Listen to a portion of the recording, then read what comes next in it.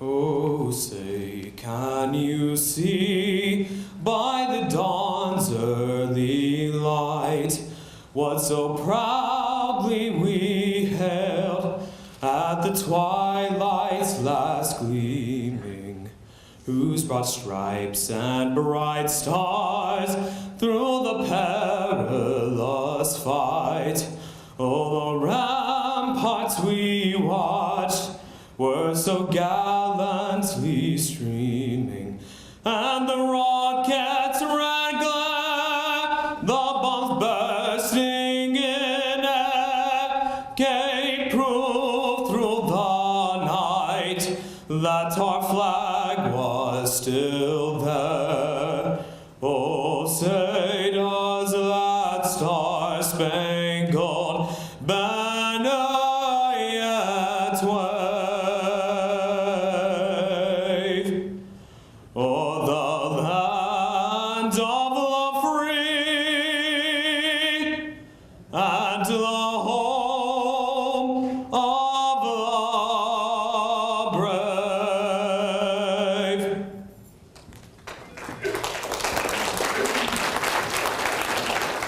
Color Guard, post colors.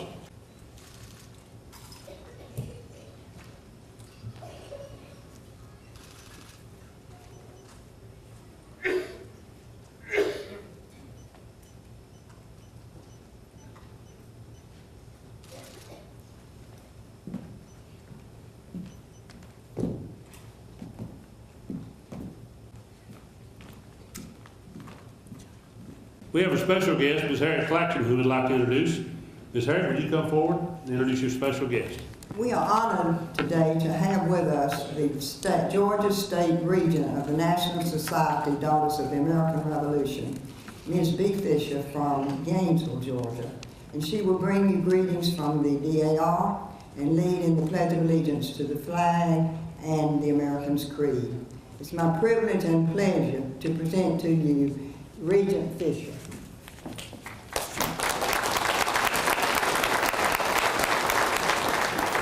Thank you, Harriet. It is indeed an honor to be with you today, and I bring you greetings from the over 7,700 Georgia Daughters of the American Revolution. I would also like to recognize Pat Mercer, the Regent of the John Lawrence chapter here in Dublin, and the District Director for this district, Peggy Bruckner. Thank you so very much for having me, and it is truly an honor to be here. Pledge allegiance. If you would now, let's have the Pledge of Allegiance. I pledge allegiance to the flag of the United States of America and to the republic for which it stands, one nation, under God, indivisible, with liberty and justice for all. And if you would now look in your program, the American's Creed, we will now have that. I believe in the United States of America as the government of the people, by the people, for the people, whose just powers are derived from the consent of the governed, a democracy in a republic, a sovereign nation and in sovereign states, a perfect union, one and inseparable, established upon those principles of freedom, equality, justice, and humanity, for which American patriots sacrificed their lives and fortunes. I therefore believe it is my duty to my country to love it, to support its Constitution, to obey its laws, to respect its flag, and to defend it against all enemies. Thank you. Chaplain Dr. Diane Lewis will come now give our invocation. Dr. Lewis. Good morning. Let us bow our heads in prayer. Dear God, today we're gathered together to pay tribute to all those who have donned the uniforms of our nation's military. We appreciate, respect, and honor the men and women who have dedicated their lives to protecting our country and places abroad. We thank them continually for their unselfish service in which they sacrificed their own lives to protect our freedoms. We commemorate those who paid the ultimate price, the MIA and POWs. Bless them abundantly for the hardships they faced, for the sacrifice our veterans have made, and for the many different contributions they continue to make to America. We will be forever indebted to them for the many years, months, days, hours, and minutes which still linger in their hearts and minds. Bless them with health and wholeness. Keep them from hurt, harm, and danger. Shelter them, protect them. God bless our families, staff, the administration, the volunteers, the community organizations. We pray, God, that you will heal their wounds, comfort their hearts, mend their spirits, and grant them peace. God bless our nation's veterans, and God bless America. Amen. The many accomplishments over the last several years hasn't been by accident. There's been a lot of leadership at our VA hospital here, and I've had the opportunity to work with several of those the last several years. And one of those gentlemen is not only hundreds of employees, but he's fixing, our associate director, Gerald DeWorth, is fixing to introduce our now director. But Gerald, I call him Jay, has done a wonderful job here, and I've enjoyed working every minute with this gentleman. And he, along with the other administrative staff, employees, have accomplished many, many, many things. So, Jay, thank you, and come introduce our director.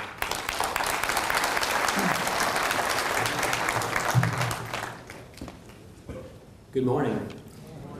To veterans and those in uniform in the audience, thank you for your service to our country. It is my privilege today to introduce our Medical Center Director, Ms. Mary Alice Morrow. Ms. Morrow is a retired U.S. Navy captain who served in a variety of senior health care positions before her selection as Director of the Carl Vinson VA Medical Center here in Dublin. Ms. Morrow received her Master's of Science in Nursing in Community Health Management from Catholic University of America in Washington, D.C., and a Master of Science in National Resource Strategy from the Industrial College of the Armed Forces, also in Washington, D.C., and a Bachelor of Science in Nursing from Villanova University. Ms. Morrow was the recipient of a fellowship for nurse executives from the Wharton School of Business at the University of Pennsylvania. During her naval career, Ms. Morrow served as Chief of Staff for Navy Medicine's East Region, Commanding Officer for the Naval Hospital in Pensacola, Florida, and served around the world, including Spain, England, Japan, and on board the U.S. Navy ship Comfort during Operation Iraqi Freedom. Prior to joining the VA, Ms. Morrow served as the Global Quality and Training Director for the TRICARE Overseas Program with International SOS. Ms. Mary Alice Morrow.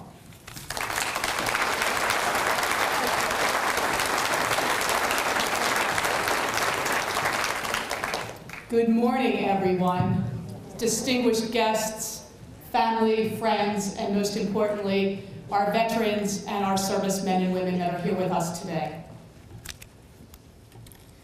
Today is a day of national remembrance, a special occasion to honor all of the men and women, living and dead, who took up arms in defense of America.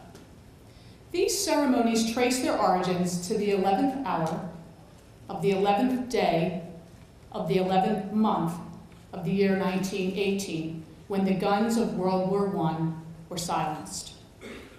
Veterans Day, or Armistice Day as it was known, was first celebrated in 1919, a day set aside to remember the soldiers who lost lives fighting what was thought to be the war to end all wars.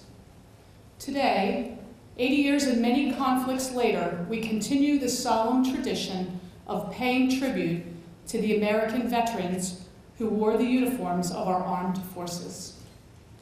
Their commitment to the nation, no matter where or when they served, was guided by one enduring American principle: freedom.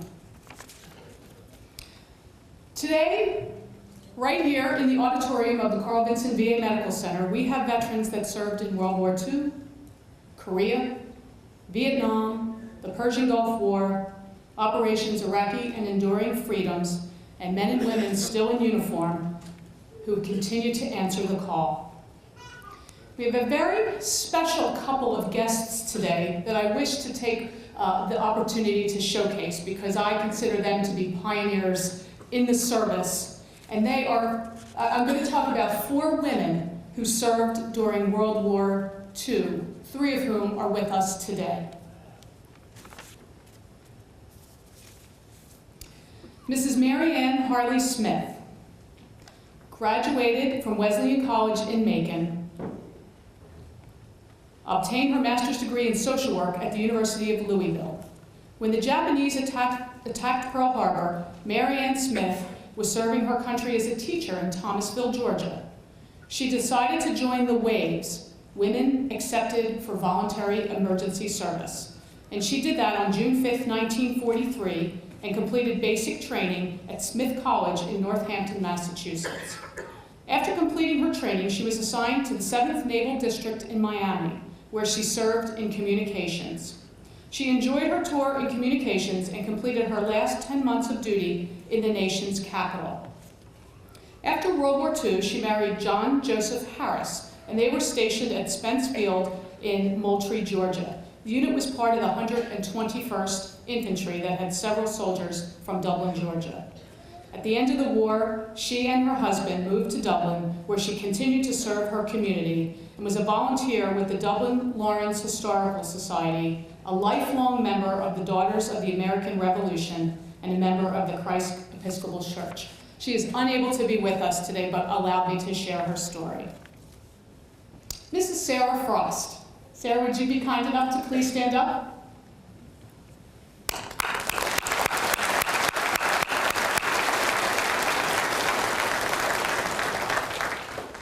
After high school, you can sit down, thank you. I'm going to tell her story now. After high school, Mrs. Frost attended the UNC Greensboro and earned a bachelor's degree in math and began teaching and coaching near Winston-Salem, North Carolina. How many people here had Mrs. Frost as a teacher?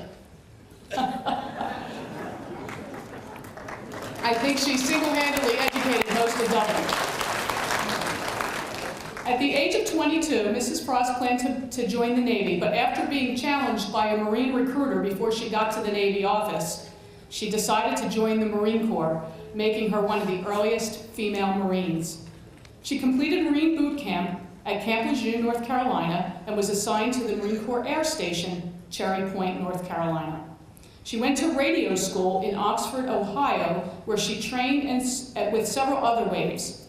She was later assigned to the air station in Santa Barbara, Galeta, and served until the end of the war, being promoted to sergeant and discharged in 1945.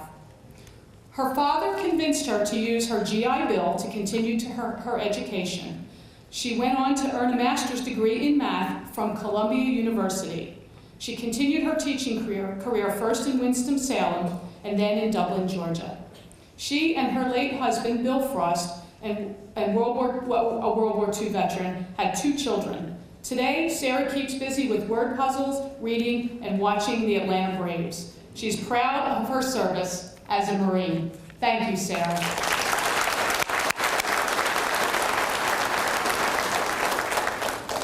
Mrs. Margaret Hammett New.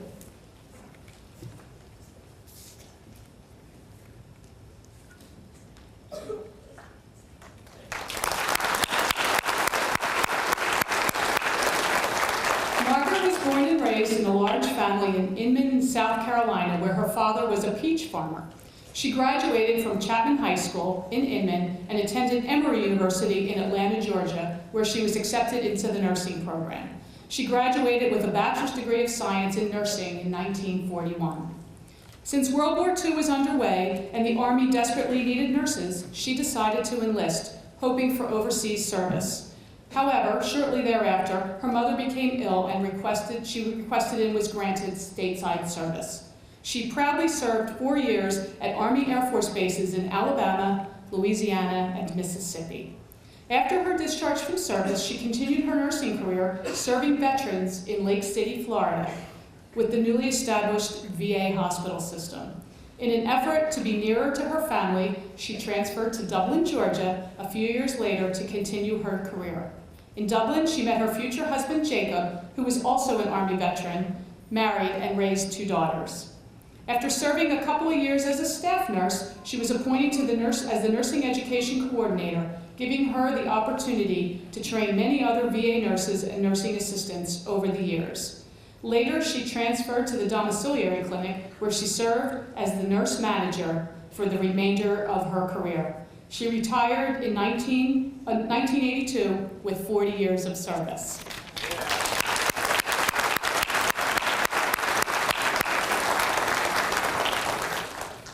And Dorothy Utek Stuckey joined the United States, I'm sorry, I'm so excited to tell her story.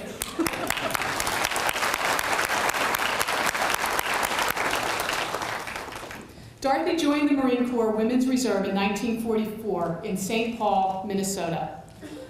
Dorothy was a drum majorette for the American Legion Drum and Bugle Corps 40-8. And she was the only female.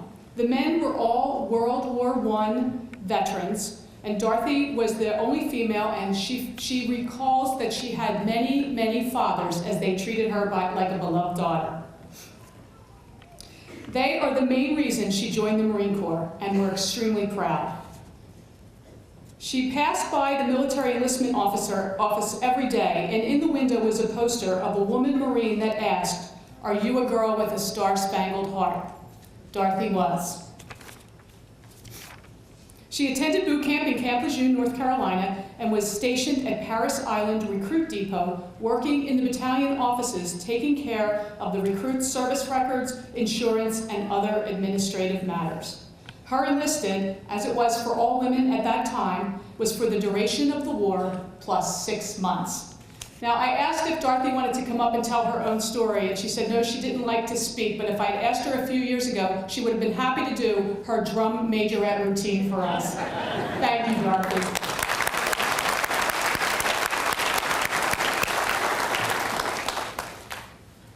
We are certainly blessed to have these wonderful women in our presence and with us here today. Our nation owes veterans a debt of gratitude that can never be repaid.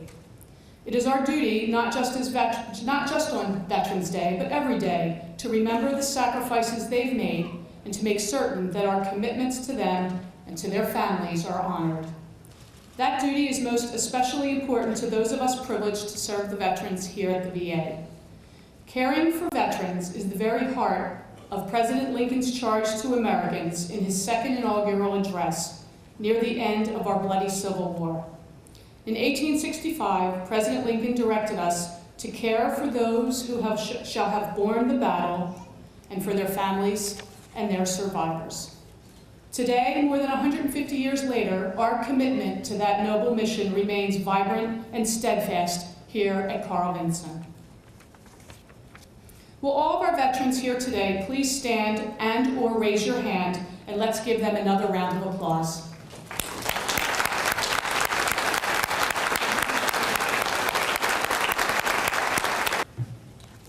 Director Mara has been really an inspiration to me as well as others since she's been here.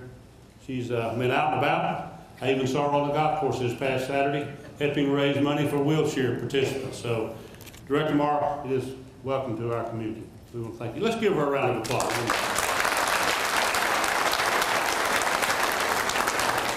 Look forward to many years ahead of her. I didn't leave this gentleman on the stage off by mistake. And in a few seconds, we're going to have a flag folding ceremony. But Gus, would you please stand? I had to wake him up. 3 Purple Hearts? 3 Purple Hearts. So many of our veterans did not have the opportunity to come back with 1 Purple Heart. But he had 3, and I truthfully say, there's no one that I'm aware of at this VA hospital serves his country well every day, continues to do so. So Gus, thank you for your service, my friend. Thank you.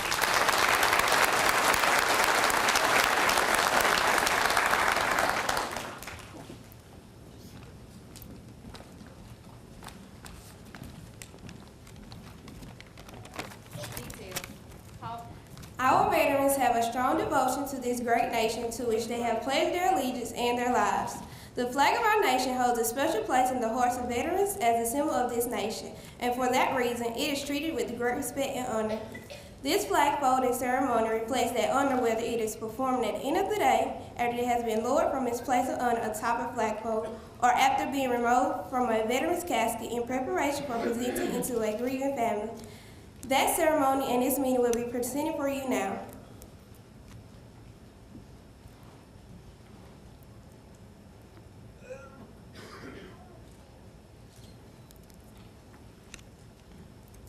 The first fold of our flag is a symbol of life.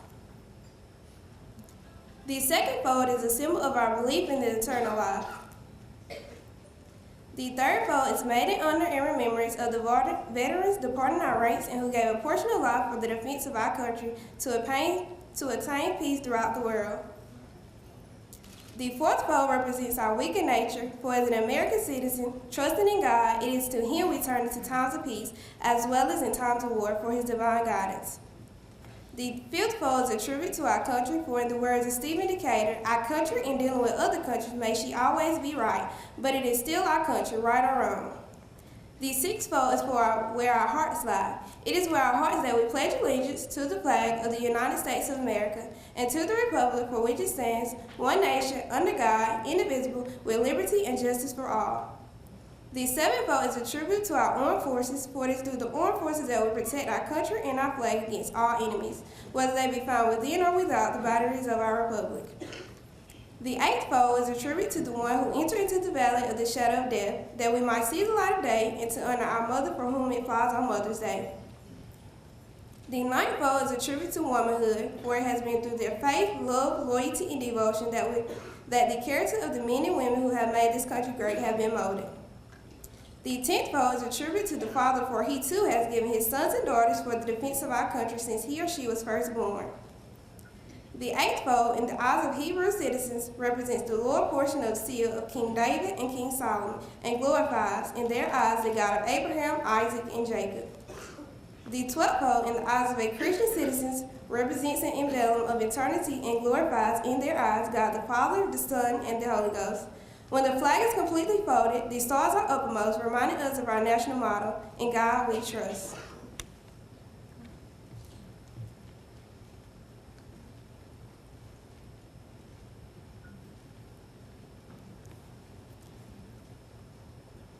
After the flag is completely folded and tucked in, it takes on the appearance of a cocked hat, ever reminding us of the soldiers who served under General George Washington and the sailors and Marines who served under Captain John Paul Jones, who were followed by their comrades and shipmates in the armed forces of the United States, preserving for us the rights, privileges, and freedoms we enjoy today. Left and right. Pace. Forward. Heart. Very well done.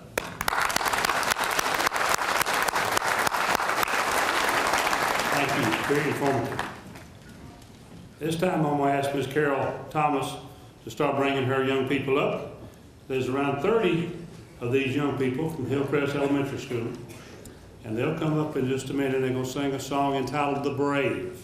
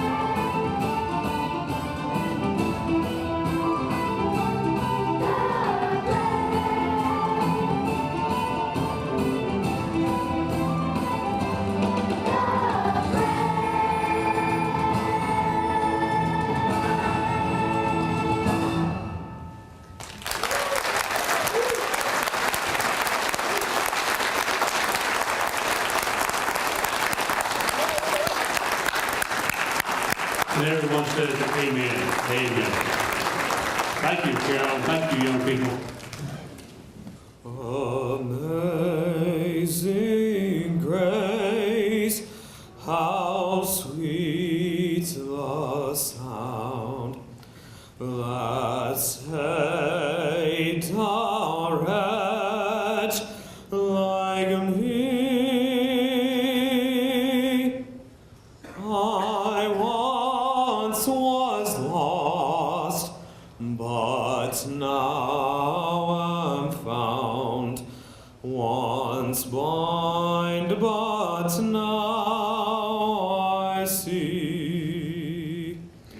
'Twas grace that taught my heart to fear, and grace my fears relieved. How precious did that grace appear the hour I first believed. Through many dangers, toils, and snares, I have already come. 'Tis grace hath brought me safe thus far, and grace will lead me home.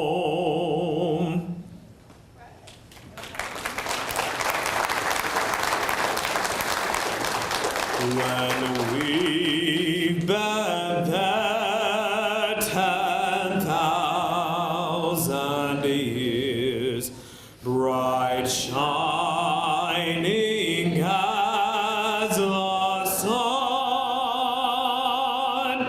we've known